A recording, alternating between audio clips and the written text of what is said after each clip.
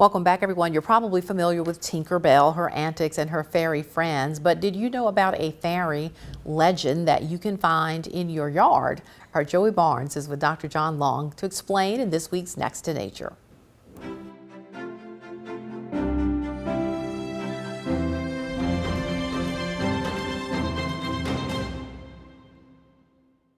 Welcome back to Next to Nature, everyone. This week, Dr. John Long joining us as always, and we are standing in a ring, a fairy ring. That's right. We're not in Pixie Hollow, but I don't think we are. So, all right, Dr. John, tell me what in the world is a fairy ring? I think it's really cool. In fact, I was out looking around the other day and saw it, and I was like, oh my gosh, that's going to be a great segment.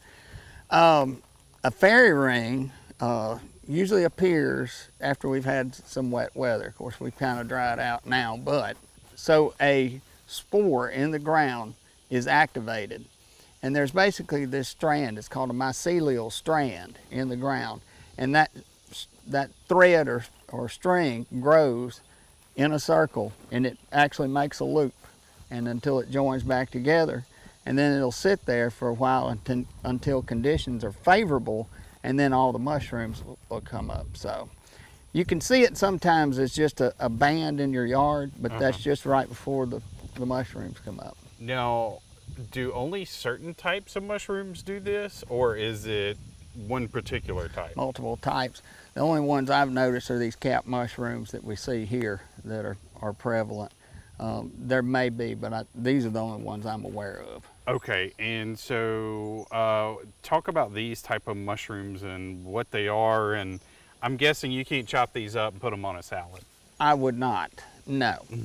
No, I'm always saying that I'm very leery of mushrooms in your yard or anywhere for that matter.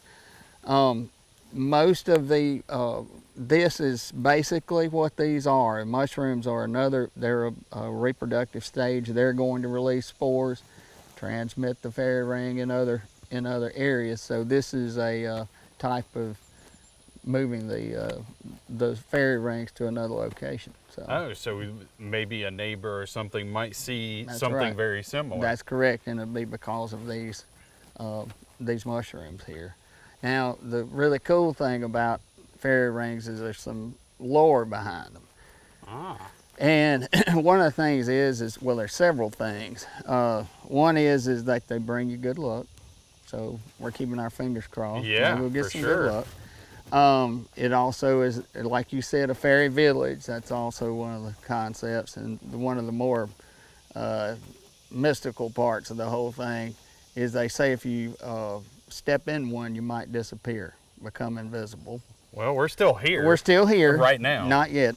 And or you can get trapped in one. But the one I love the most is it says that fairy rings are caused by a dragon's tail slapping the ground and causing them. So a lot of really cool little stories you can find behind it, and they've made a movie out of it apparently with Tinkerbell. There you go. Yeah, Tinkerbell and all her friends living in Pixie Hollow. That's right. That is absolutely fascinating. And can this occur any time of the year? Basically, it happens when there's been a wet spell, and that's that activation that occurs because of that moisture. You know, you'll see a lot of things that pop up after some, rain, or we have some wet conditions, because mushrooms love those type of conditions to make them activate, I guess you could say. Another place you can find a fairy ring is around a tree that's been recently removed. And I guess the science you could say behind that is where you find these is where a lot of organic matter is in the ground. So these are really make the conditions favorable for having mushrooms in general, but fairy rings as well. Fairy rings. Did not think we'd be talking about fairies on Next to Nature. Isn't it just here great? Here we are. I love it. All right, good stuff. Thank you so much for joining us this week on Next to Nature. We'll see you back here again next week.